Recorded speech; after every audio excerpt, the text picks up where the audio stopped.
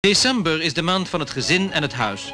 Maar in de donkere dagen voor Kerstmis moet iedereen er eerst op uit om op de hoogtijdagen thuis de sfeer van beschutting en geborgenheid compleet te maken. Het is een kwestie van wikken en wegen op de kerstbomenmarkt welke den het mooist zal staan. En als de keus gemaakt is, wacht de feestelijk verlichte stad.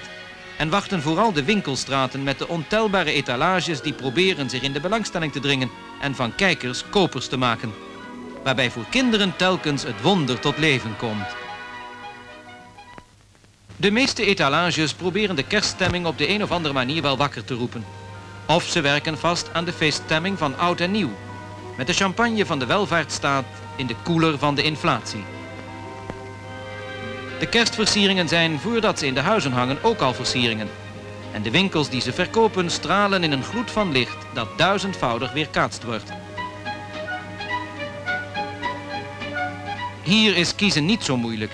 En het komt er vooral op aan om die vliesdunne glinsterballen veilig en heel naar huis te krijgen. Het is ook de tijd van de beste wensen voor die beste mensen. En kerst- en nieuwjaarskaarten zijn er dan ook te kust en te keur. Alles en iedereen spant zich in om het feest van het licht voor te bereiden.